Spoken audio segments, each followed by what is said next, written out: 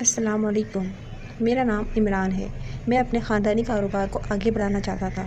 मैंने नई मिठाई की दुकान खोली थी। आज भी मुझे वो दिन याद है। आज से ठीक 5 साल पहले मेरी दुकान का इफ्तिताह था। मैंने डिस्काउंट ऑफ़र लगाई हुई थी। इस रोज़ रात देर तक मैंने दुकान खोले रखी थी। लोगों का काफ़ी रश लगा हुआ था। एक आता और दूसरा जाता। इस तरह रात के तकरीबन 3 बजे का वक्त था। मैं दुकान बंद ही करने वाला था कि मेरे कानों में एक आवाज़ आई। मैंने मुड़ के देखा तो एक बहुत ही ज़ईफ़ खातून थी। कहने लगी, बेटा कुछ खाने को है तो मुझे दे दो, मैं सुबह से भूखी हूँ। मैंने मुस्कुराते हुए इनकी तरफ देखा और इन्हें मिठाई का डब्बा निकाल कर दिया।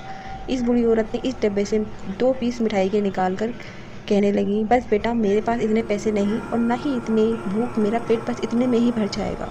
मैंने इनके हाथों में ज़बरदस्ती डब्बा देते हुए कहा, ये ले अम्मा जान, अपने बच्चों को मेरी तरफ से खुशी की मिठाई समझ के दे दीजिएगा।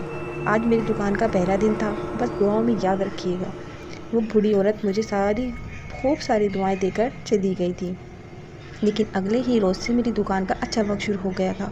मेरी दुकान पे लोगों का रश लगा रहता था और रात देर तक कोई ना कोई मिठाई की ख़रीदारी के लिए आता रहता था।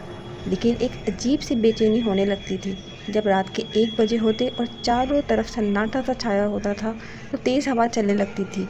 जब अचानक मेरी नज़रों के सामने मेरी दुकान में कोई मौजूद सिवाय एक खूबसूरत हसीन चेहरे वाली लड़की के कोई मौजूद ना था। इसके आते ही चारों तरफ ऐसा लगा था कि दुनिया ही रुक गई हो। इसके जाते ही वापस माहौल पहले जैसे हो जाता था और लोगों का आना जाना शुरू हो जाता था। इसी रश की वजह से मुझे रात के तकरीबन दुकान बंद करते करते 4 बज जाते थे और 1 महीना यही सिलसिला चलता रहा।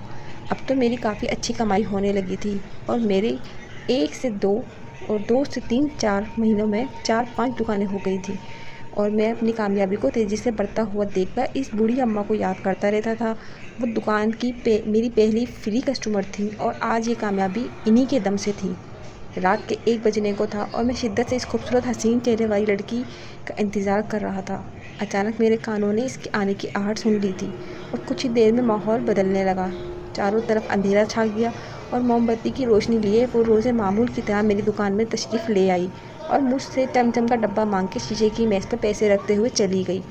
अब तो मैंने खुद भी रोज़ाना इस लड़की का इंतज़ार करना शुरू कर दिया और इसके आते ही मैं सब कुछ भूल जाता था, अपने होश और हवास खो बैठता था और ये देखना भी गवारा नहीं करता था कि वो पैसे पूरे देती भी है कि नहीं और 5 किलो का चमचम का डब्बा वो रोज़ लेके जाती क्यों है। अब तो मुझे भी लगने लगा था कि वो शायद इस मिठाई के बहाने से मुझसे मिलने आती थी। आखिर वो कह क्यों नहीं देती थी कि वो मुझे पसंद करने लगी थी, और अगर ये सच था तो इससे कौन सा डर था। आखिर क्यों इसके आने से मेरे दिल में एक अजीब सी बेचैनी होने लगती थी। क्या मैं भी इसे पसंद करने लगा था। रोज़ मेरे दिमाग में ये सवालात आते थे और मैं रोज़ाना खुद के सवालात का जवाब ढूंढना चाहता था। लेकिन इस लड़की के आते ही मैंने सब कुछ भूल जाता था और इसे कहने से पहले ही मैं मिठाई इसके आगे रख देता था। एक रोज़ कुछ ऐसा अजीब वाक़या पेश आया कि मेरे पैरों तले से ही ज़मीन निकल गई। मैं सोच रहा था कि इस लड़की को मैं आज सारा सच बता दूंगा कि मैं इसे बेहद पसंद करने लगा हूँ। फिर वो जो चाहे फ़ैसला करे मुझे मंजूर होगा। अगर हाँ करती तो मैं इससे शादी कर लूँगा और अगर ना करेगी तो मैं इससे कभी नहीं मिलूँगा। रात के 1 बजने का इंतज़ार करने लगा और अपनी दुकान में मसरूफ़ था कि मेरी आंखें बार बार घड़ी को देख रही थी। मुझसे अब सब्र नहीं हो रहा था। रात के जैसे ही 1 बजे मैं चारों तरफ दिखने लगा, लेकिन लोगों का रश था जो कम होने का नाम ही नहीं ले रहा था। रात के 2 बजने वाले थे। अचानक रश ख़त्म हो गया और सन्नाटा छा गया। मैं समझ चुका था कि वो आ चुकी है।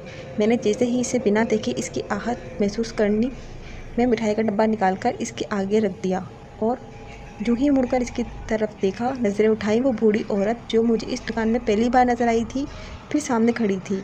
मेरे दिल इसे देखते ही धक सा रह गया कि मैं जिसका इंतज़ार कर रहा था अगर वो नहीं, मगर ये अचानक कैसे इतने अरसे बाद पल भर में मेरी आंखें फटी फटी रह गईं जब वही हसीन चेहरा बूढ़ी औरत का बदलकर खूबसूरत हो गया।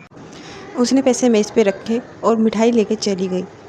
जब मेरी नज़र पैसों पे पड़ी तो वो कोई 1-2 हज़ार नहीं बल्कि लाखों के करीब पैसे थे। अब मुझे समझ आ गया था मेरी कामयाबी के पीछे इस जिनज़ादी का ही हाथ था। थैंक यू जिनज़ादी। कहानी पसंद आई हो तो प्लीज़ लाइक शेयर सब्सक्राइब लाजमी कर दीजिएगा। अल्लाह हाफ़िज़।